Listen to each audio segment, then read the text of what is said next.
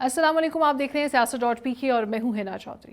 ناظرین، 20 جولائی کو وفاقی دارالحکومت اسلام آباد میں ایک ایسا اندھوناک اور دل دہلا دینے والا واقعہ پیش آیا جس نے سوشل میڈیا پر کوہرام برپا کر دیا اور عید الاضحیٰ پر بھی ایک سوگوار ماحول بنا رہا۔ لوگ 28 سالہ نور مقدم جو کہ پاکستانی دفتر خارجہ کے اعلیٰ عہدیدار اور کوریا میں تعینات رہنے والے سابق سفیر شوکت مقدم کی بیٹی تھی، ان کے ساتھ ہونے والے اندھوناک واقعے کے لیے پورا پاکستان سوگوار ہے۔ ناظرین، صفا غوری نامی ایک شخص جو کہ ملزم ظاہر جعفر اور مقتولہ نور مقدم کو جانتا تھا، اس کے مطابق ملزم مشہور کاروباری شخصیت ذاکر جعفر کا بیٹا ہے، جو کہ جعفر گروپ آف کمپنیز کے مالک ہیں اور بڑی کاروباری شخصیت ہونے کے باعث ملک کے بیشتر حلقوں تک رسائی رکھتے ہیں۔ صفا غوری نے بتایا کہ ملزم ظاہر جعفر کیونکہ امیر باپ کی اولاد تھا، اسی لیے اسے بہترین تعلیم دی جو کہ پیسے کے بلبوتے پر حاصل کی جا سکتی تھی۔ اس کی سہولت بھی اس کو میسر آئی۔ وہ بچپن سے ہی پرتشدد ذہنیت کا مالک تھا اور اس کے علاج کے لیے اسلام آباد کے ایک سائیکولوجیکل کلینک سے اس کا علاج بھی چلا، مگر اب جو اس نے کیا وہ یقیناً ایک بھیانک جرم ہے جسے اس طرح نظر انداز نہیں کیا جا سکتا۔ ملزم نشے کا شدید عادی تھا اور اس نشے کی لت میں بری طرح ڈوبا ہوا تھا۔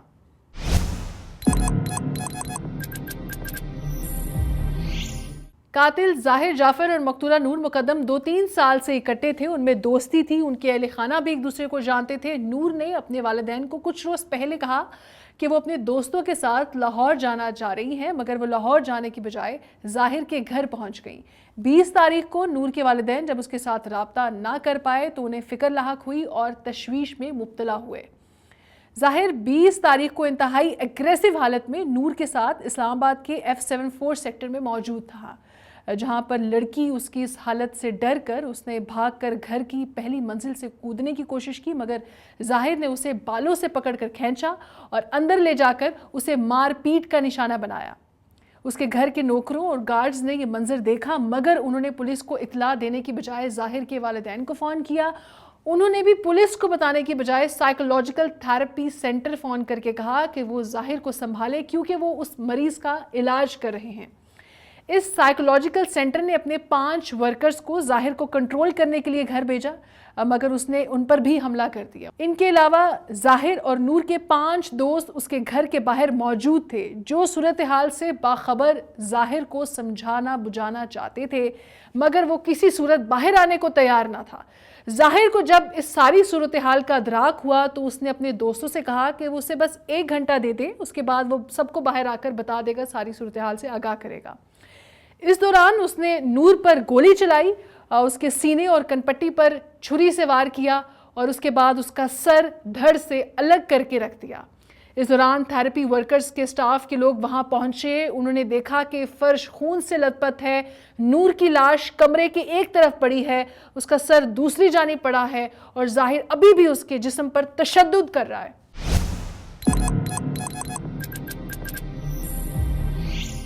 جب تھراپی ورکرز کے لوگ ظاہر جعفر کو کنٹرول کرنے کے لیے زبردستی گھر میں گھس آئے تو اس نے ان پر بھی گولی چلائی، جس سے وہ خوش قسمتی سے بچ گئے۔ ان میں سے ایک شخص نے آگے بڑھ کر اسے دبوچنا چاہا، مگر وہ خود اس کے حملے کا شکار ہو گیا۔ ظاہر نے اسے بھی بری طرح پیٹا، مارا۔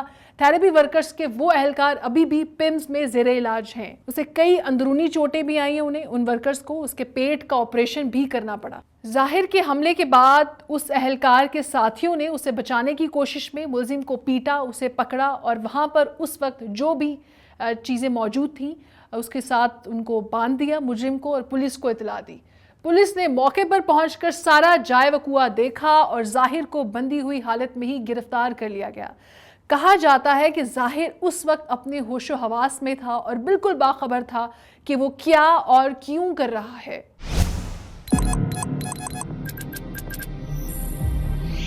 ظاہر نے یہ بتایا کہ نور کو اس نے اس لیے مارا کیونکہ وہ اسے دھوکہ دے رہی تھی۔ وہ خود چل کر اس کے پاس آئی تھی اور اس نے اسلحے کے زور پر اسے اپنے گھر والوں سے یہ کہنے کے لیے مجبور کیا کہ وہ لاہور میں ہے۔ پولیس نے جب اسے گرفتار کیا تو پولیس کے سامنے اپنے اونچے تعلقات کی دھونس جمانے لگا، اور یہاں یہ بھی آپ کو بتائیں کہ انکشاف ہوا کہ وہ امریکہ روانگی کی تیاری میں تھا اور ٹکٹ بک کروا کر اڑنے کا پلان بنا کر بیٹھا تھا۔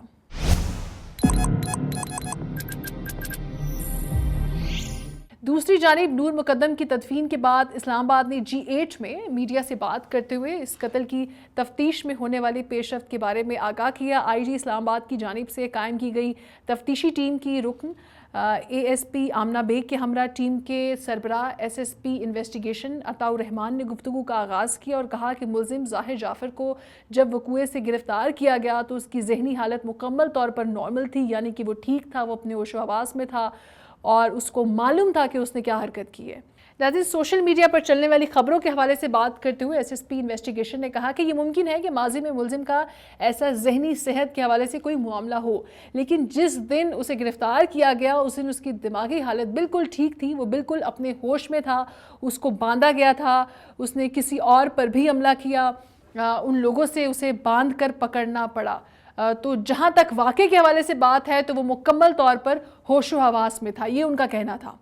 ملزم کی جانب سے قتل کے موقف پر کیے جانے والے سوال پر SSP نے کہا کہ تفتیش کے حوالے سے یہ کافی حساس معاملہ ہے اور تفصیلات نہیں بتائی جا سکتی، تاہم انہوں نے مزید کہا کہ اگر ملزم اس قتل سے انکار بھی کرتا ہے تو بھی کوئی ایسی بات نہیں ہے اور قانونی طور پر شواہد کی اہمیت ہوتی ہے اور شواہد ہمارے پاس ہیں اور اس صورتحال میں ملزم کے بیان کی شاید اتنی زیادہ اہمیت نہ ہو۔ واقعے کی جگہ سے آلہ قتل بھی برآمد کر لیا گیا۔ پولیس نے چھری کے ساتھ ساتھ گھر سے پستول بھی برآمد کی، لیکن ابتدائی تفتیش اور اب تک کی میڈیکل رپورٹ سے یہی معلوم ہوتا ہے کہ پسٹل سے گولی نہیں چلی تھی۔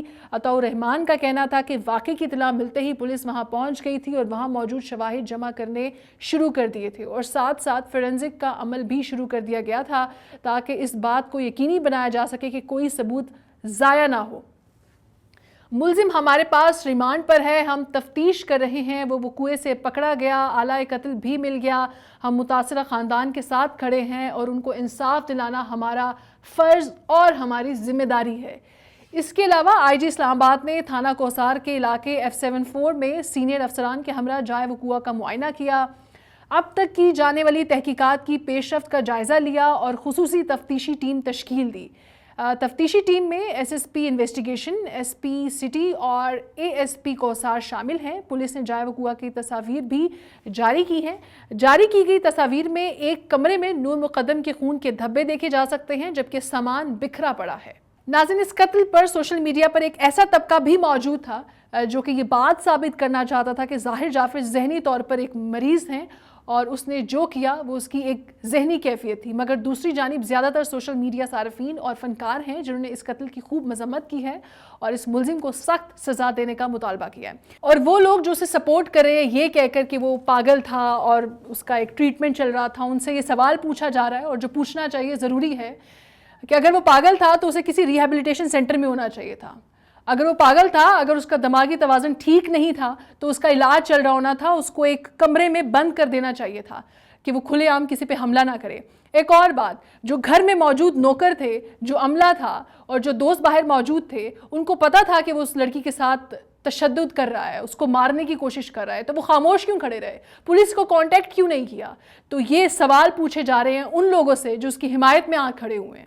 گلوکار جواد احمد نے کہا کہ نور کا سر کاٹ دیا گیا اور جنہوں نے خواتین تحفظ بل کی مخالفت کی ان کے لیے شرم کا مقام ہے۔ انہوں نے وزیر اعظم کو بھی تنقید کا نشانہ بنایا۔ منیبہ مزاری نے کہا کہ ہم بے رحم اور غیر منصفانہ معاشرے میں رہ رہے ہیں، یہ اس بات کا ثبوت ہے کہ ہم کس طرف جا رہے ہیں۔ علی رحمان خان نے کہا کہ وہ ابھی تک سمجھ نہیں پا رہے کہ اس واقعے میں آخر یہ کیا ہوا ہے، میری دعائیں غمزدہ خاندان کے ساتھ ہیں۔ عدنان ملک نے کہا کہ ان کا دل غمزدہ ہے، اتنی خوبصورت جانوں کو اس قدر بے دردی سے روندا جا رہا ہے۔ بطور مرد اس معاشرے میں موجود اپنے بھائیوں سے میں پوچھنا چاہتا ہوں کہ آخر اس قدر بے رحمی اور بربریت کی وجہ کیا ہے؟ فیصل قریشی نے کہا کہ صرف ہیش ٹیگ بدلتے ہیں، باقی سب وہی رہتا ہے، نہ کوئی نتیجہ نکلتا ہے نہ ہی جرائم رکتے ہیں۔ ہمیں اپنے معاشرے کو بہتر بنانے کے لیے اور کتنی خواتین کی قربانی دینا ہوگی۔ گلوکارہ میشا شفیع نے کہا کہ ایک اور دن، ایک نئی خاتون کا قتل، ایک نیا ہیش ٹیگ، ایک نیا صدمہ اور ایک نیا کیس۔ انہوں نے کہا کہ خواتین تحفظ بل کی مخالفت کرنے والوں کو مبارک ہو۔ اداکارہ ماورا نے کہا کہ دارالحکومت سے ملنے والی خبر بہت بھیانک ہے کہ ہم خود کو ایک مہذب معاشرہ کہہ سکتے ہیں، آئے روز ہراساں، ریپ، خواتین کو مارنے کے مختلف کیسز سامنے آ رہے ہیں جو کہ بہت ہی مایوس کن اور خوفناک ہے۔